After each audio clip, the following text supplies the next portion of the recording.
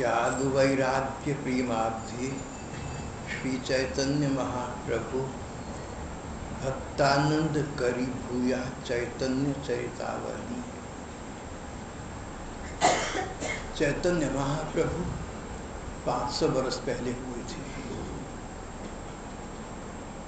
उनका जन्म का घर का नाम निमाई था। शायद वो नीम के पेड़ के नीचे पैदा हुए थे, इसलिए निमाई कहलाती थी। बहुत छोटी उम्र में उन्होंने प्रकांड ज्ञान प्राप्त कर लिया और छोटी उम्र में अपनी मातृभूमि पूरी नवदीपपुरी में वे निमाई पंडित के नाम से सुविख्यात हो गए। उन्होंने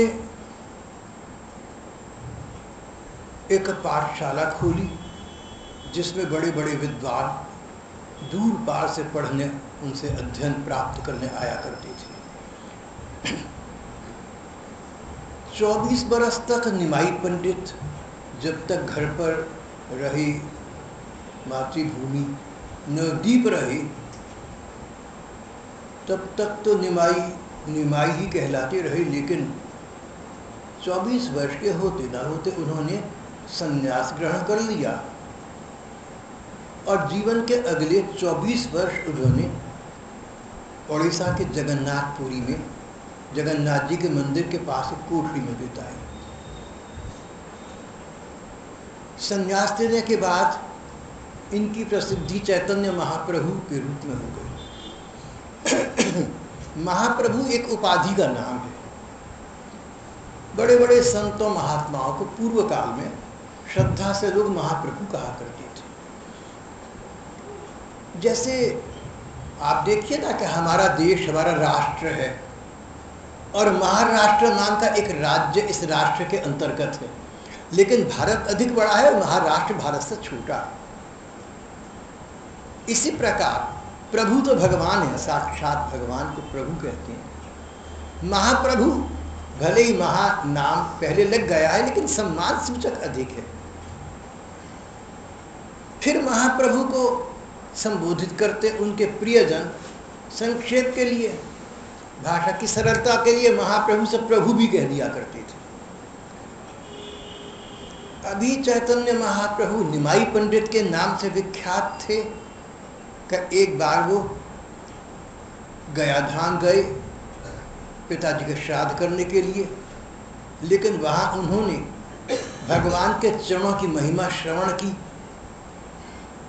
भगवान की चरण महिमा श्रवण करके मानो निमाई पंडित बिल्कुल बदल गए, उन्मत्त से हो गए, पागल से हो गए। रोने पुकारने लगे, मैं श्री कृष्ण के पास जाऊंगा, मैं प्यारे श्याम सुंदर से मिलूंगा। ऐसा लगता था मानो मथुरा श्री कृष्ण जाने के बाद वृंदावन की गोपिकाएं पुकार रही हैं। निमाई पंडित गया से वापस नवदीप मातृभूमि आ तो गए, पर सब कुछ बदल चुका था। घर में माँ थी, पत्नी थी, नवदीप बस्ती के अपने लोग थे जिन्होंने इनको जन्म से बड़े होते हुए अब तक देखा था। उनको लगता था कि निमाई पंडित ये वो है ही नहीं जो यहाँ से गया था। उनको लगता था ये बदल चुका। चकित थे सब लोग कि निमाई में इतने बृहद परिवर्तन किस प्रकार आ गए। पर स्थिति बड़ी सीधी, सरल और स्पष्ट है। एक बार व्यक्ति का हंसता खेलता निर्मल मन कहीं आकर्षित हो जाए, कहीं आकृष्ट हो जाए, कहीं लग जाए तो संसार बदल जाता है। फिर अपना कुछ लगता नहीं। जो अपने लगते हैं, अगर वो पास नहीं है तो अपना गांव नहीं लगता, घर के लोग नहीं लगते। सब चेहरे अपहचाने हो जाते हैं। तुम्हारे कारण अपने देश में बलम हम हो गए परदेसी। सचमुच चैतन्य देव, निमाई पंडित सचमुच बदल चुके थे। ये वो नहीं थे जिनको नवदीप नगरी अब तक जानती थी, जिनको परिवार संसार जानता था। ये निमाई पंडित वो निमाई पंडित थे ही नहीं। जिन लोगों ने स्थिति को समझ लिया और इनके नए रूप को जान पहचान कर उस रूप में इनको स्वीकार कर लिया, वे भागवान तो संसार में रहते रहते बहुत कुछ प्राप्त कर गए। पर अभागे हैं वे लोग जो पुराने इतिहास में जीते रहे। अतीत में जीना अपने साथ बड़ा अन्याय करना है। भाई बहनों को चाहिए कि पूर्व काल में जो कुछ हो चुका उसको भूल जाएं। पूर्व काल में कहीं कलह हुआ, कहीं प्रीति हुई, दोनों को भूल जाना, दोनों को सुख देने वाली नहीं है। क्या मिलेगा अतीत के स्मरण करके? चैतन्य देव का अतीत तो समाप्त हो गया। घर परिवार नगर नगरी सब कुछ बेगानी हो गए। जिन लोगों ने उनको इस नए रूप में स्वीकार कर लिया वो सौभाग्यशाली भगवत प्राप्ति के पथ पर अग्रसर हो गए। और जो इस रूप में उन्हें पहचान न सके, स्वीकार न कर सकते, बेचारे अभागे। वही पुनरपि जननम पुनरपि मरणम पुनरपि जठरी जठरी शयनम, वही आवागमन का कुचक्र, उससे मुक्त न हो सके। न तो अपने अतीत में रहकर अपने वर्तमान को बिगाड़ना और न किसी दूसरे से संबंधित अतीत में रहकर अपने भविष्य को बिगाड़ना। वर्तमान का प्रयोग ऐसा करो कि तुम्हारा भविष्य तो उज्जवल हो जाए। अतीत को अतीत, पुरानी बातें, आप अतीत का स्मरण करते रहेंगे, कितना वो व्यक्ति मेरा अपना था, देखो कैसे पलट गया। दिल को दुख मिलेगा आपके। दुख से क्या मिलेगा?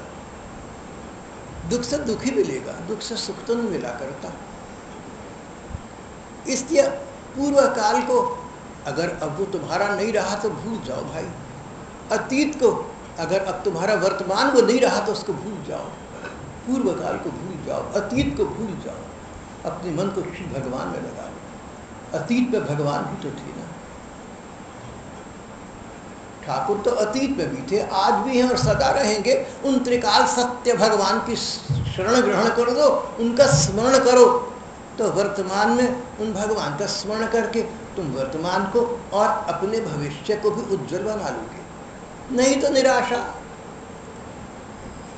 अशांतस्य कुतः सुखम। अगर आप अतीत के स्मरण में अशांत रहे, अगर आप पुरानी बातों को याद करते रहे, पुराने लोगों को याद करते रहे, कोई लोग आपके बहुत अपने थे, संसार छोड़कर चले गए, आपको धोखा दे गए, और कोई ऐसे जो जीवित है लेकिन जीते जी आपको धोखा दे गए, पहले जैसे नहीं रहे। आपका मन ऐसा कहता है। अब वो है नहीं है, कैसे हैं कौन कह सकता है। लेकिन अगर आपको ऐसा लगता हो ना कि कोई लोग ऐसे थे जो बदल गए, बिगड़ गए, तो अगर वो बदल गए ना तो तुम भी बदल जाओ भैया।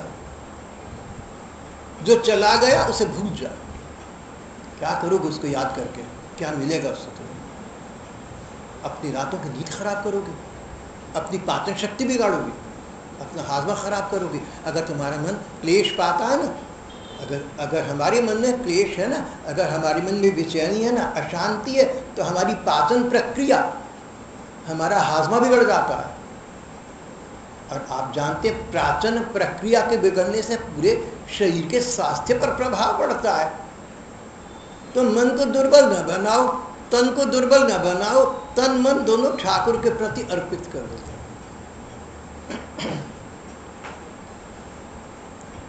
अब देखिए, जैसे मैं हूँ ना आपके सामने, तो मैं भी आपके जैसा तो नहीं हूँ, लेकिन आप जितना अच्छा तो नहीं हूँ, लेकिन जैसा गया बीता जैसा भी हूँ, मैं भी तक मनुष्य हूँ। और ये आपको शायद पता होगा कि मेरे बहुत बचपन से सैकड़ों सहस्त्रों लोग मेरे जीवन में रहे, और उन लोगों में भारत के तत्कालीन राष्ट्रपति से लेकर नीचे चपरासी और स्कूलों की माई तक शामिल है। इतना जनसंपर्क रहा मेरा। तो जब इतना संपर्क रहा ना सहस्त्रों सहस्त्रों लोगों में, तो कई लोग ऐसे मुझे लगते होंगे जो मुझे नहीं समझ पाए या बिगड़ गए, ऐसा कह लीजिए। कई लोग ऐसे मिले होंगे जो मेरे से प्रसन्न नहीं थे किसी कारणवश। तो मैंने क्या किया? मैंने तो ये किया, मैंने ये किया कि मैं अतीत का ग्रास, मैं पुरानी बातों को याद कर करके उनके रोने का शिकार नहीं बना। मैंने अपने को रुदन क्रंदन का ग्रास नहीं बनाया, मैंने उलाहना उपालंब नहीं करे, मैंने शिकवे शिकन नहीं रखे, बल्कि मैंने अपना सा प्रयत्न किया ये भगवान के भरोसे कि जो लोग मेरे से बिगड़ गए, अगर कोई ऐसे लोग तब थे, तो जो लोग मेरे से बिगड़ गए, कितने अधिक क्यों न बिगड़ गए, ऐसा लगता था कि जन्म जन्मांतरों तक ही मेरे अपने नहीं बन सकेंगे, लेकिन मैंने उनके साथ ऐसा व्यवहार किया, ऐसी मन अपना बना लिया, ठाकुर का रूप उनमें देखा। भगवत कृपा कह लीजिए, बहुत जल्दी तो नहीं, लेकिन हाँ बहुत देर से सही सब लोग अपने हो गए। अब संसार की भाषा का प्रयोग करें, दुनियादारी की भाषा का प्रयोग करें, तो मुझे इसके लिए बहुत उत्सर्ग करना पड़ा, बहुत बलिदान देनी पड़ी। ये आसान काम नहीं होता। उदाहरण के लिए, एक व्यक्ति मुझसे नाराज रहता है, अब ये कहना अच्छा नहीं लगता कि उसको मेरा कुछ भी भाता नहीं, सुहाता नहीं। अगर मैं प्राइवेट पढ़ाता हूँ, मेरे पास इनकम बहुत होगी, तो ये बुरा लगता है। अगर देश प्रदेश में मेरा नाम हो गया, तो ये बुरा लगता है। अगर मैं रेडियो पर या अखबारों में छपता हूँ, तो ये बुरा लगता है। अब देखिए, इसका मेरे पास तो कोई इलाज नहीं है। मेरे बारे में अखबारों में खबरें छापी गई, youth leader suspended, miss appropriation of funds, पैसा खा गया ये युवा नेता, इसको निकाल दिया गया, ऐसी ऐसी खबरें छापी गई। उस ज़माने के अखबार निकाल कर देखें तो वो अखबार की खबरें आज भी मिल जाएंगी। तो मैंने फिर क्या किया, मैं पिटा हुआ, मुझे लोगों ने स्टेज पर बोलते समय पीछे धक्के दिए, मैं गिर पड़ा। अनजानी डगर पर चलते समय गुंडों ने मुझे पीटा, जिनको उन लोगों ने भेजा था जो मेरे विरोधी थे। मेरा इतिहास बड़ा पुराना है, बड़ा विविध है, बड़ा प्रकीर्ण है, बड़ा विस्तृत है। तो ऐसी विषम स्थितियों में देखिए मैंने क्या किया, जहाँ दोष दूसरे का था ना, वहाँ उससे मिलकर कहा कि दोष मेरा है, तुम ठीक कहते थे भैया, मैं गलत था, आगे से मैं सुधर कर रहूँगा। जानता था दोष उसका है, वो व्यक्ति जानता था कि दोष उसका है, वो जानता था, मन में भली भांति जानता था, लेकिन और कोई उपाय न देखकर मैंने कहा सब रूपों में अनेक रूप आए, विश्रवे प्रभ विश्रवे, हम सब रूपों में हमारे ठाकुर ही लीलायमान। तो क्या उपाय है इसका, शांति बनाए रखने का, सद्भाव बनाए रखने का?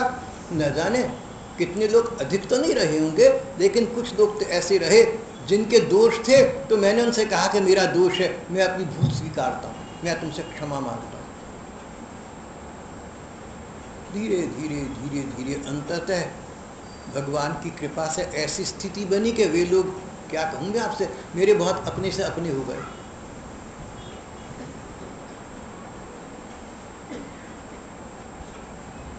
भाव ये है, अपना उद्धरण मुझे आपके प्रति इसलिए देना पड़ा कि आपकी मेरे से निजी जानकारी है, तो मेरी बातों का, मेरे उद्धरण का आप पर अधिक गहरा प्रभाव पड़ेगा। तो मैंने आपसे ये कहा कि मैं सहस्त्रों सैकड़ों लोगों के बीच रहा हूँ, इसलिए मेरे विरोधी तो न जाने कितने रहे होंगे। अगर मैंने उन लोगों को भगवान के भरोसे रहकर जीत लिया, तो आप लोग भी, अगर कोई है, अगर आपका कोई पूर्व काल है, अगर आपका कोई अतीत है, अगर कोई ऐसे लोग हैं जो आज भी आपके दिल को दुखा रहे हैं, तो अपने दिल को ना दुखाओ, अपने को दंड मत दो। तुम तो बेचैन सोओगे रात को, और जिन लोगों के कारण से तुम बेचैन सो रहे हो, वो पता नहीं डबल रोटी और चॉकलेट और आइसक्रीम और कॉफ़ी खा पी कर चैन से सो रहे होंगे, कोई ड्रामा दिख रहे होंगे। संसार है, आप लोग हंस रहे हैं ना, लेकिन जिनका दिल रो रहा है उनसे पूछिए, जिनके साथ ये बीती है उनसे पूछ के देखो। इन लड़की को तो समझ ही नहीं है संसार।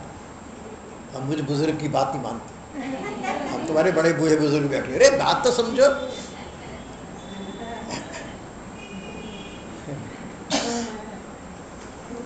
तो देखिए ये संसार है ना, सदा से ऐसा ही रहा है, अन्यायशील, कृतघ्न, नाशुक्रा, बेवफा, क्या क्या शब्द है वो सब इस संसार के लिए उचित है।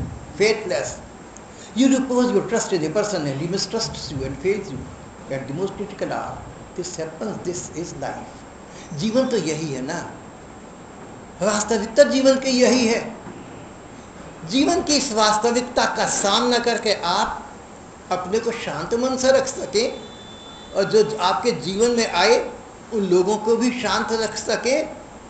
आप अपने अतीत से अपना विसर्जन, अपना त्याग पत्र दे दो।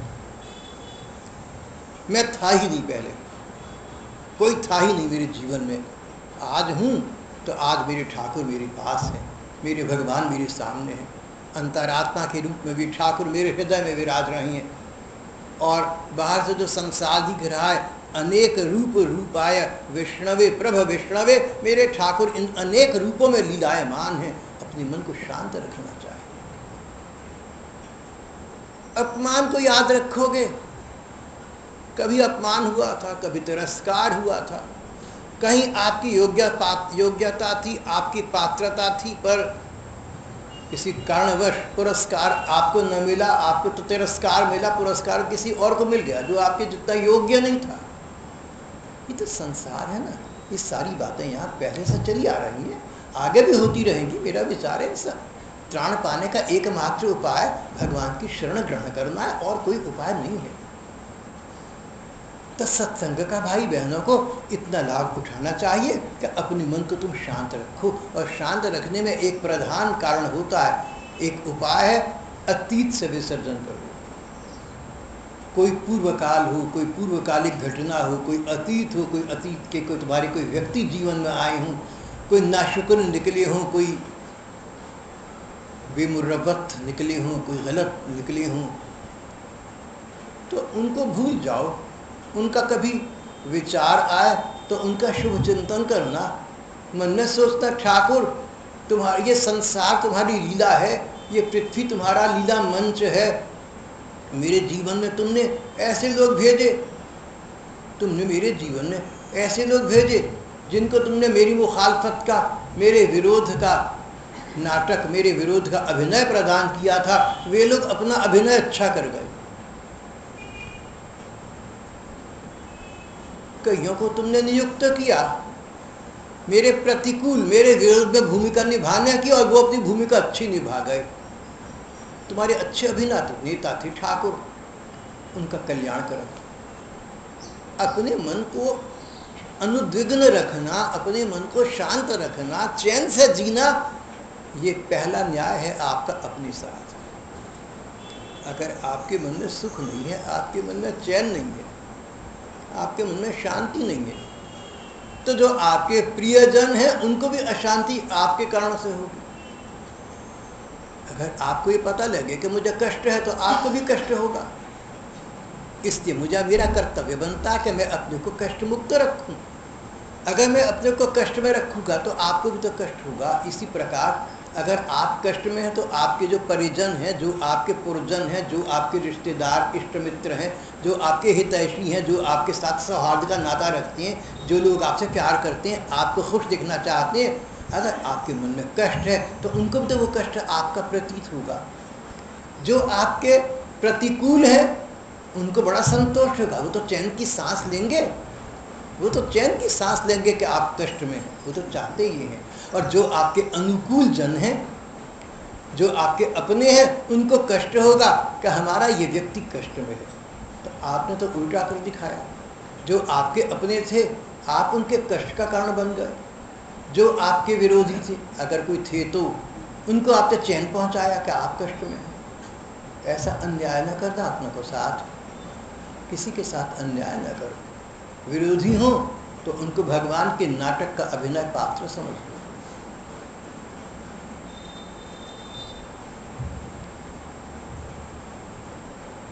कि संसार इस प्रकार चल रहा है।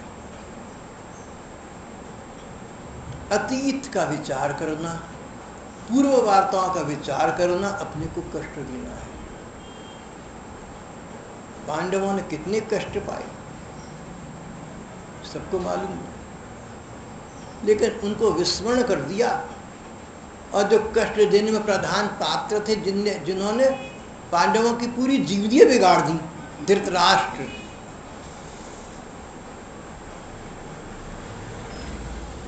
विजय प्राप्त करने पर उनको सिर माथे पर रखा, बस उनकी अच्छाई याद रखी। जब हम छोटे बच्चे थे, हमारे पिता हमारा साथ छोड़कर चले गए थे, तब इन चाचा जी ने हमें बड़े प्यार से पाला था, प्यार से पाला था, नहीं पाला था, लेकिन जो भक्तजन है उनको दूसरों में गुण दिखता है। युधिष्ठिर ने ये कभी नहीं कहा कि धृतराष्ट्र चाचा जी ने और उनके बच्चे दुर्योधन, दुशासन आदि ने हमारी सत्ता को, हमारी संपत्ति को, हमारी संपदा को हड़प करने के लिए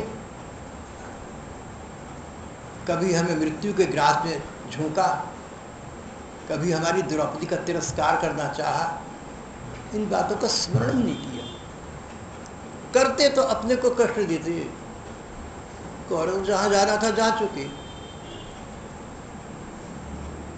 पांडवों ने कौरवों के और कौरवों के पिता धृतराष्ट्र के गुणों का निर्माण किया। जो गुण उनमें नहीं थे उनकी कल्पना की, उनको उन पर आरोपित किया। दोष दूसरों पर आरोपित करने का काम तो बहुत आसानी से कर सकते हैं हम, लेकिन किसी में गुण ना हो और हम उसमें गुण का अवलोकन करें तो हम भगवान की दृष्टि में ऊंचे उठ जाते हैं। ये संसार तो उस दिन समाप्त हो जाएगा जिस दिन हमारी जीवन लीला समाप्त हो जाएगी। उसके बाद तो हम होंगे और हमारे भगवान होंगे। उनकी दृष्टि में हम अच्छे रहें, इसके लिए ये वर्तमान जीवन एक प्रयोगशाला है। हजरत मोहम्मद साहब थे ना, इस्लाम के प्रवर्तक, 1400 बरस पहले हुए थे। हजरत साहब कहते हैं कि ये दुनिया it is a testing ground, ये तो एक लेबॉर्ट्री है, ये तो एक प्रयोगशाला है, ये तो पूर्वाभ्यास करने, रिहर्सल करने के लिए एक मंच है। इस पृथ्वी पर रहते रहते तुम ये अभ्यास डालो कि पृथ्वी छोड़ने के बाद जब भगवान के धाम में जाओगे तो उनके अनुकूल रह सको। हजरत पैगंबर की बात बहुत बढ़िया लगती है। सबसे पहली बात तो अभी अभी आपके सामने आ गई कि देखो, अपने को कष्ट न दो, अपने को तकलीफ न दो। कई लोग न जाने दिन रात कितना कष्ट पाते हैं ये सोच कर के लोगों ने मेरे साथ बड़ा बुरा किया।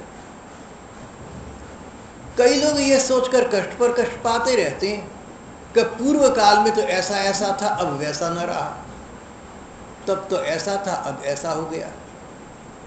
कई लोग कृतज्ञों का स्मरण करते, नाशुक्रे लोगों का, जिनके साथ हमने कितना अच्छा किया, अब 4 पैसे उनके पास आ गए तो हमें ही भूल गए। इतना ही नहीं, बहुत से भोले भाई बहनें अपने को खराब करते रहते हैं, आप नाश करते रहते हैं अपने भूलों को याद कर करके। हमारे जीवन में, हमारे पूर्व काल में कहीं कोई हमसे भूल हो गई, मनुष्य है ना, तो भूलों के तो पुतले हैं हम।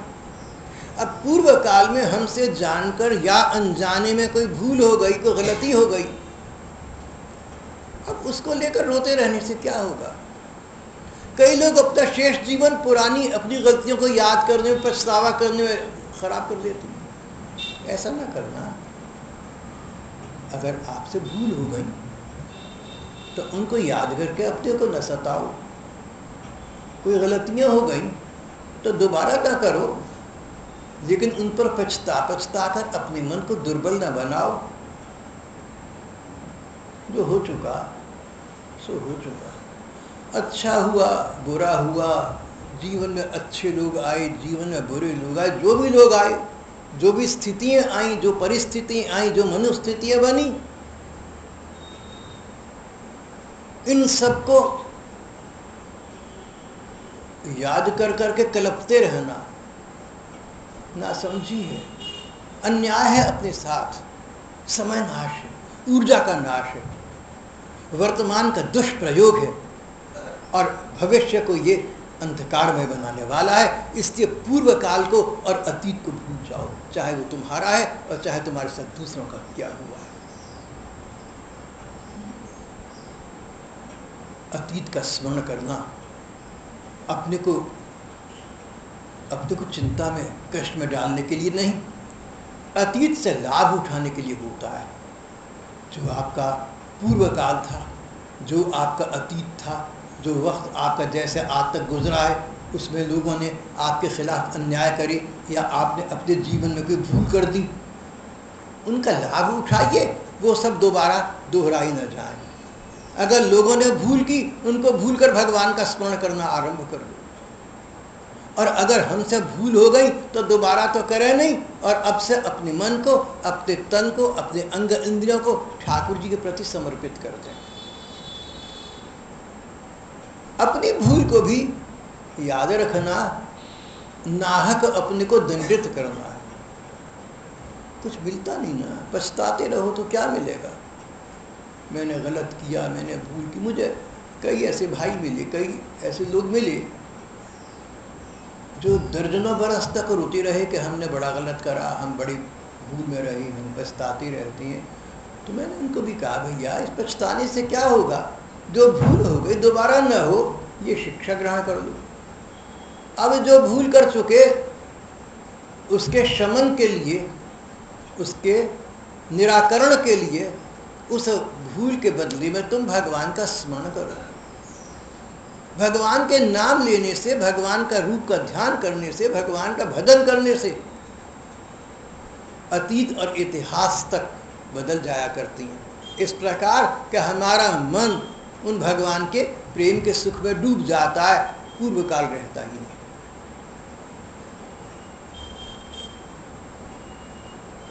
भाई बहनों को अपने मन को शुद्ध बुद्ध और निर्मल रखना चाहिए, न तो दूसरों के कारण से अपने को सताना और न अपने कारण से अपने को सताना। ये जो जीवन है ना, ये समय हमारा बड़ा बहुमूल्य है।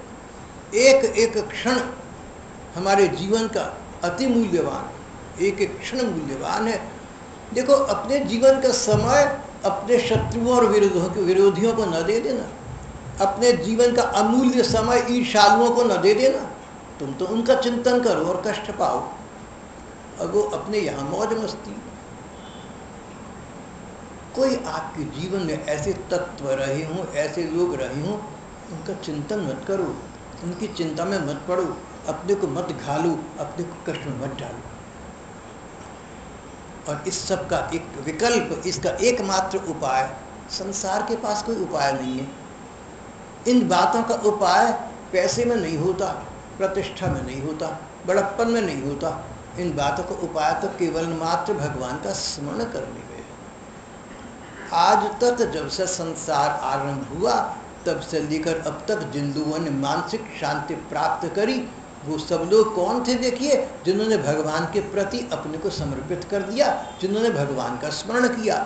कौरव मौज मस्ती में रहते थे, ऐश्वर्य था, सुख भोग की बहुत सामग्री थी, इन्हीं बातों में लगे रहते थे, सांसारिक सुख भोगों में, लेकिन उनको चैन नहीं था। और पांडवों को तो इन सुखों से उन्होंने वंचित किया हुआ था, लेकिन पांडवों ने भगवान की चरण शरण ग्रहण की तो प्रसन्न रहे। जब दुखी थे तब भी मन से संतुष्ट थे, और जब सब कुछ राज्य सत्ता वैभव मिल गया तो भगवान का प्रसाद समझकर उसको स्वीकार किया। वहाँ भी उनका भक्ति भाव निरंतर सतत बना रहा। भगवान के प्रति समर्पण, भगवान का स्मरण करना। समर्पण का मतलब मैं भगवान का हूँ, भगवान मेरे हैं। कोई मेरा दिल दुखाए तो मैं दिल को नहीं दुखने दूंगा, क्योंकि मेरे भगवान हैं।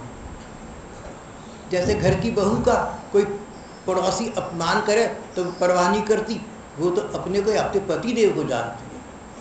सबके परम प्रियतम भगवान है, सबके परम पति श्री कृष्ण है, उन परम पति का, उन परम प्रियतम का स्मरण करना ही अपने आने वाली इस जीवन को और आने वाले अनेक जन्मों को सुख प्रदान करने का एकमात्र उपाय है, और कोई उपाय नहीं। आप इतिहास के पन्ने पलट कर देखिए, पढ़ कर देख लीजिए किताबें, तो यही पता लगेगा कि किनको चैन मिला, किनको सुख मिला। जिन्होंने अतीत को याद करा, जो पुरानी बातों को याद करके कष्ट पाते रहे, उनको तो नहीं मिला। सूर को मिला, तुलसी को मिला, कबीर को मिला, दयानंद को मिला, रामकृष्ण को मिला, विवेकानंद को मिला, ईसा को मिला, मोहम्मद को मिला, नानक को मिला। इनको और अनेक इन जैसे महान विभूतियों को सुख चैन मिला, और इतना कि अपने दुखों को तो भूल गए और अपने सुख चैन का वितरण इन्होंने जीव मात्र के प्रति किया। स्वयं तो भगवान के प्रेम के सुख में रहे, स्वयं तो प्रसन्न रहे, और अपनी प्रसन्नता का भाग आसपास वालों के प्रति वितरित किया। स्वयं भी खुश रहे, औरों को भी खुशी दी। स्वयं भी आत्म शांत थे, दूसरों को भी मानसिक शांति प्रदान की। आपका हमारा जीवन ऐसा ही होना चाहिए। पुरानी बातों को भूल जाओ, विषाद में न पड़ो, मन को उद्वेग में न डालो, किसी कश्मकश का शिकार मत बनो। किसी ने विरोध किया, किसी ने ईर्ष्या की, किसी ने द्वेष किया, भूल जाओ सब बातों को। स्मरण करो तो एकमात्र भगवान का, तो तुम्हारा मन ऐसा शांत प्रशांत हो जाएगा कि अपनी शांति के कण तुम दूसरों के प्रति वितरित कर सको। जो आपके पास है वही देंगे ना दूसरे को। अगर आपके अपने मन में बेचैनी है तो आप किसी को चैन कैसे देंगे? ये बात केवल अध्यात्म की दृष्टि से ही उचित नहीं, प्रत्येक मनोविज्ञान और समाज और सरकार की दृष्टि से भी आपके हित में। अगर घर में एक व्यक्ति बेचैन और दुखी रहता है कि दूसरों ने मेरे साथ बुरा किया, तो उसके घर में, जो उसके घर में माता पिता बहू बच्चे बहन भाई, वो भी दुखी रहेंगे। उनको ये दुख होगा कि इसको दुख है। अपने को दुख मुक्त करना अपने प्रियजनों के प्रति आपका कर्तव्य बनता है। दुख में मत पड़ो। किसी बात का दुख है तुम्हारे मन में, तो जो तुम्हारे प्रियजन हैं, जो तुम्हारे हितैषी हैं, उनको भी दुख होगा। क्या तुम उनको दुख देना चाहते हो? जो लोग तुम्हारे दुख में दुखी होते हैं, उनको तुम दुखी देखना चाहते हो? कैसा अन्याय है। और वो दुख कैसा आपका? 4 दिन की चांदनी, संसार है कितना, जीवन है कितना, कल का भरोसा नहीं। तो जहाँ कल का भरोसा है, ठाकुर के चरण कमल, अपने को वहाँ समर्पित कर देना चाहिए। हमारा नित्य जीवन है, हमारा अमर जीवन है, हमारा शाश्वत जीवन है। अगर भगवान का स्मरण करें तो ये अक्षय फल, ये अमृत सुख की प्राप्ति हो जाएगी। और नहीं तो संसार के ये झमेले, संसार के थपेड़े, ये कभी रुकने वाली नहीं है। जिस प्रकार नदियों में लहरों का प्रवाह नहीं रुका करता, इसी प्रकार जीवन के उतार चढ़ाव रुका नहीं करते। इनसे बचने का एकमात्र उपाय है भगवान की शरण ग्रहण करना। ठाकुर मेरे हैं, मैं उनका हूँ। कोई भला बुरा कहे तो मन में सोचो कि अरे कोई मुझे भला बुरा भले ही कहे, मेरे ठाकुर तो मुझे भला बुरा नहीं कहते, वो केवल भला कह रहे हैं, बुरा नहीं कह रहे हैं। किसी की बात आपको बुरी लग जाए ना, तो सोचना कि अरे मैं इसकी बात का चिंतन क्यों करूं, मेरे ठाकुर तो मेरे से स्वप्न में, दिवा सपनों में, कल्पना में, मानसिकता के स्तर पर मेरे ठाकुर तो मेरे से अच्छी बातें करती हैं। मेरे ठाकुर मुझसे प्रसन्न हैं, तो किसी ने मुझे अशुभ बोल दिया, अप्रिय बोल दिया, मैं उसका चिंतन क्यों करूं, मैं ठाकुर का चिंतन क्यों ना करूं। एक भैया मेरे पास आए, पुरानी बात है, अंतिम प्रणाम करने आए थे, मरने आया हूँ, जा रहा हूँ मरने के लिए।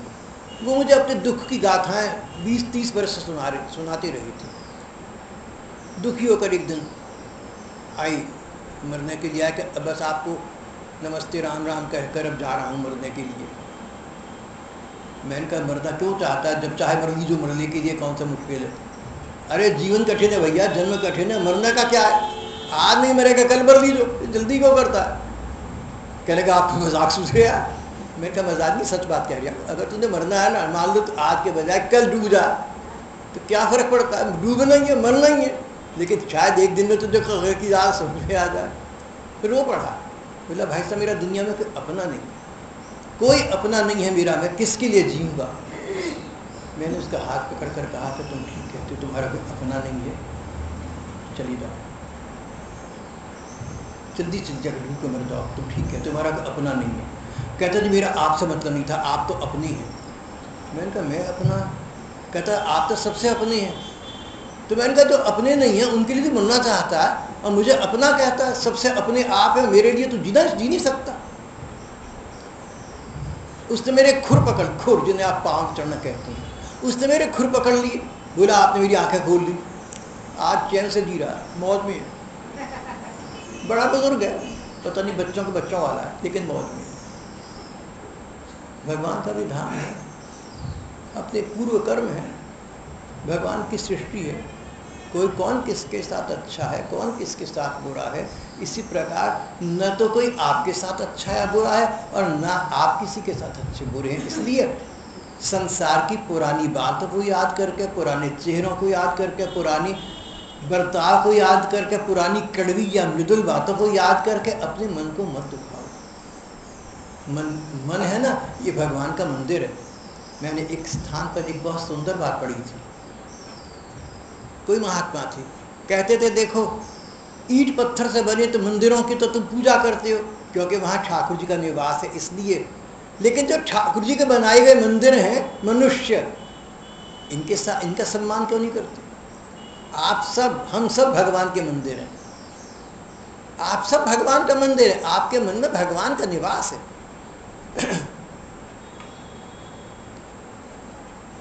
एक अनजान दुकानदार था, यहाँ के भाइयों से पता नहीं क्यों झगड़ा हो गया। वो मुझसे बोले समझाओ तो मानता नहीं, बहुत ख़राब बोल रहा है।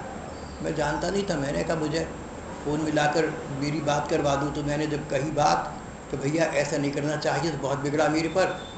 कहता अपने गिरेबान में झाँक के देख, गिरेबान दिल अंतर्मन, अपने गिरेबान में झाँक के देखो वहाँ क्या पल रहा है।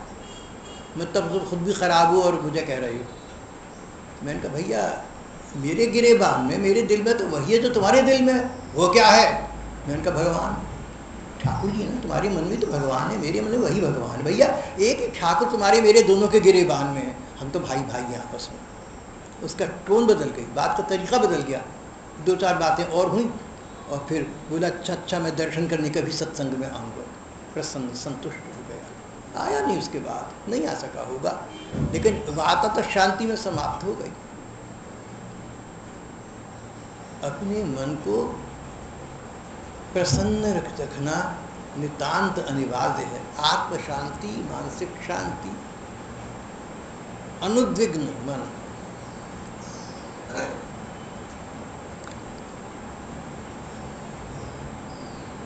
एक महात्मा कहते थे क्या देखो जीवात्मा परमात्मा का अंश है, जब तक जीवात्मा तुम्हारे शरीर में तभी तक तुम जी रहे हो, तुम भगवान का मंदिर हो। जिस मन में भगवान का निवास है, अगर उस मन में तुम द्वेष रखते हो, ईर्ष्या रखते हो, कुटिलता रखते हो, कड़वाहट रखते हो, बुरी बातें रखते हो, शिकवा शिकायत रखते हो, उलाहना उपालंब रखते हो, अगर अपने मन में तुम ये विकृतियाँ रख रहे हो तो अपने मन में पहले से विराजते ठाकुर के पड़ोसी तुम इनको बना रहे हो। जिन ठाकुर का स्वागत सम्मान करने के लिए तुम सत्संग में जाते हो, पूजा पाठ करते हो, वो ठाकुर तुम्हारे मन में है और उस अपने मन में तुम संसार को भी स्थान दे रहे हो। ये कैसा अन्याय है? अन्याय मत करो। मन तो भगवान का मंदिर है, अपने मन को शांत रखना, अपने मन में किसी बैरी को स्थान ना देना। मन है ना तो उसमें भगवान है, बस उन भगवान के सुख की मन में प्रतीति करना है, अपने अंतर मन में अंतर सुख को प्राप्त करना, यही वास्तविकता है। सुख जब भी आपको मिलेगा तो संसार से नहीं मिलेगा, पैसे से नहीं मिलेगा, पद प्रतिष्ठा से नहीं मिलेगा, जनसत्ता से नहीं मिलेगा, यहाँ तक कि सुख तो आपको अपने अंगों से भी नहीं मिलेगा, अपने शरीर की इंद्रियों से भी नहीं मिलेगा। 2 मिनट का मिल जाए, 20 मिनट का मिल जाए, परमानेंट स्थायी सुख नहीं मिल सकता, न संसार से न अपने शरीर से। स्थायी सुख, सदा रहने वाला सुख जब मिलेगा भगवान से मिलेगा, और भगवान को पाने के लिए उन भगवान का स्मरण करना सर्वोत्तम उपाय है। तदेव साध्यता, यही साध रखनी चाहिए, यही साधना करनी चाहिए। यहाँ हम आज का ये वृत्तांत समाप्त कर देते हैं।